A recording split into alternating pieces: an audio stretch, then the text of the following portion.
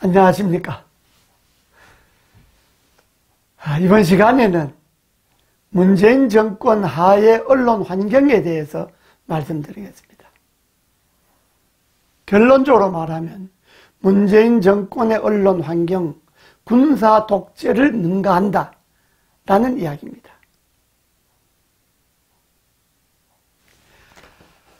여러분 아마 기억하실 겁니다. 2006년 2월 18일 노무현 정권 때입니다. 그때 2006년 2월 18일 저녁 8시 KBS 1TV에서 방송된 KBS 스페셜이라는 프로에서 신자유주의를 넘어서 차베스의 도전이라는 다큐멘터리가 방영되었습니다. 그때 이 내용은 베네수엘라 차베스 대통령에 대해서 극찬했습니다.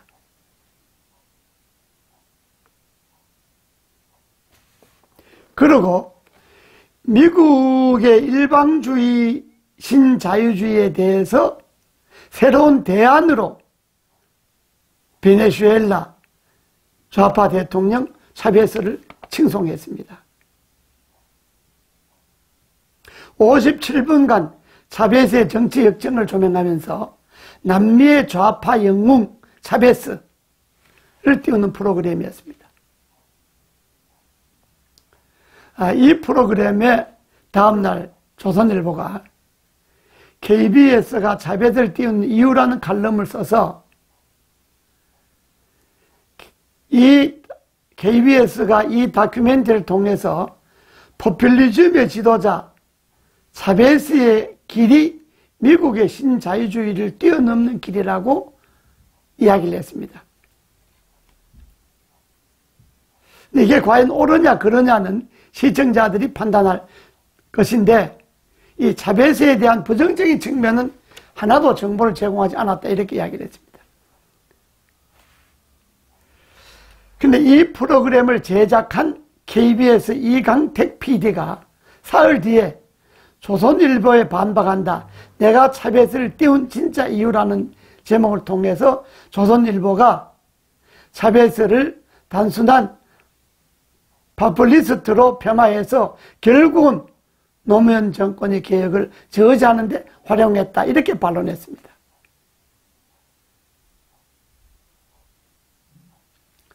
뿐만 아니라 이강택 PD는 2006년 10월 달에 노무현 정부가 미국산 쇠고기 수입을 재개했습니다.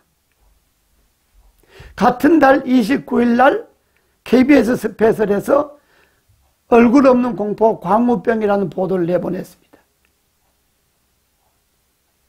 뒤 이야기는 그 프로를 보고 노무현 대통령도 상당히 불쾌했다는 이야기가 있었습니다.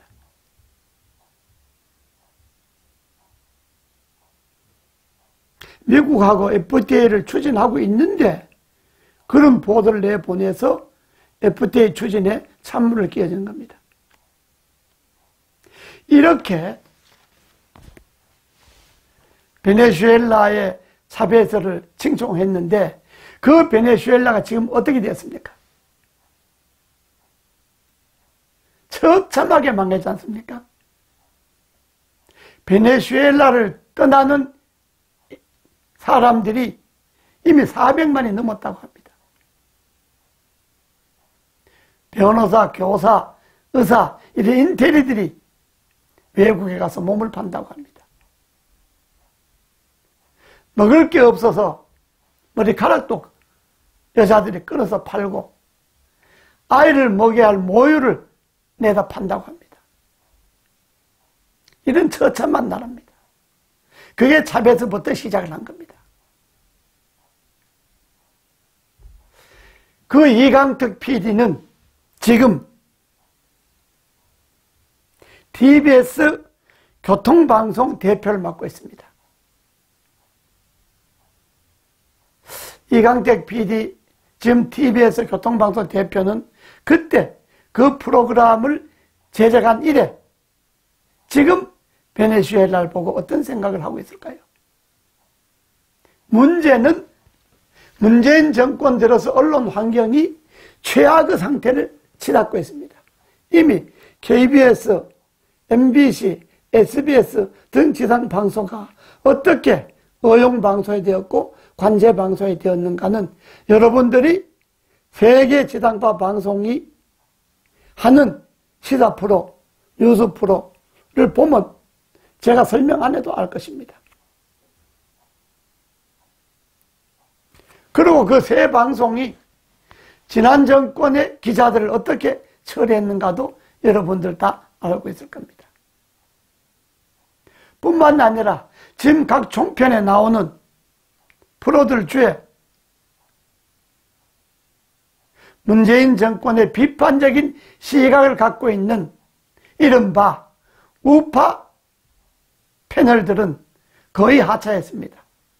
일부 남아있기는 한데 녹화 프로그램은 녹화해서 방송할 때 문재인 정권의 거부한 거는 다 삭제합니다. 군사 독재 때도 이토록 언론 환경이 극악스럽지는 않았습니다.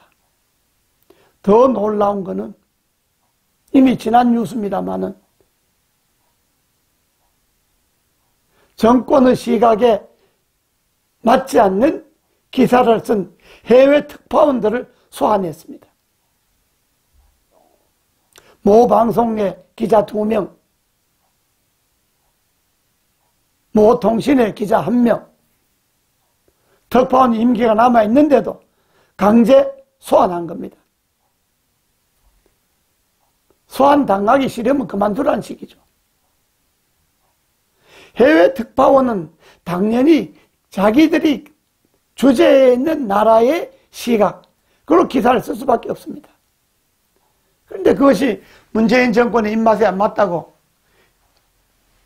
임기로 파견해 있는 특파원들을 강제로 소환하면, 예를 들어서 3년을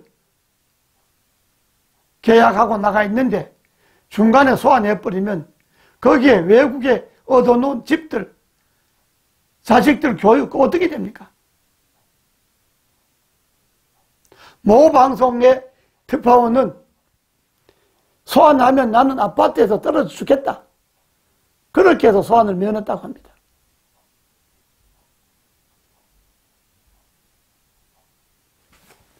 와, 이러니 시청자 여러분, 그래서 유튜브가 성행하는 겁니다. 1인 방송인 유튜브가 지금 채널이, 개인 채널이 수백 개가 넘지 않습니까? 그냥 연예 유튜브 말고 시사에 관한 유튜브를 한번 들어보십시오. 어느 유튜브 하나 문재인 정권을 좋게 이야기하는 유튜버가 없습니다.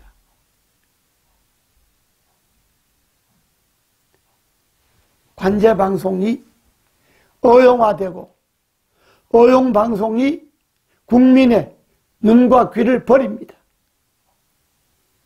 그건 결국은 언론의 자유가 없는 무법천지를 만들려고 하는 겁니다. 이건 민주주의가 아닙니다. 이건 나라가 아닙니다. 이것은 결국은 문재인 정권에 돌아갑니다. 지금 이렇게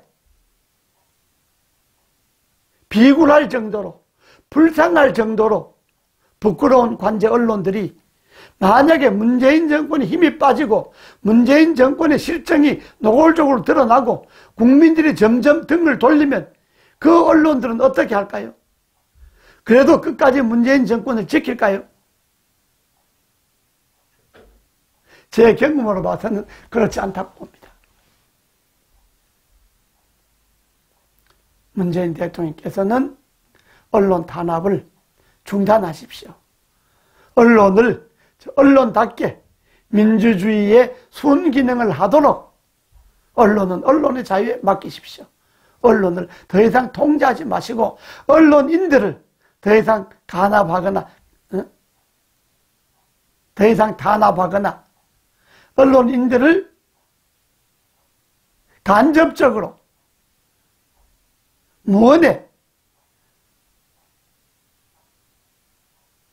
압력을 넣어서 결국은 언론인들이 자리를 떠나게 하는 그런 일을 하지 마십시오.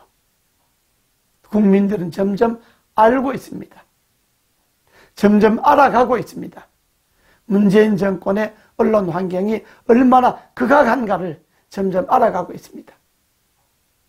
문재인 대통령께서 적어도 무능한 대통령, 업적이 없는 대통령의 소리는 듣더라도 언론을 탄압하는 대통령, 언론을 관제화하고 언론을 어용화하는 대통령이었다 소리는 듣지 않기를 바랍니다. 다음 시간에 뵙겠습니다.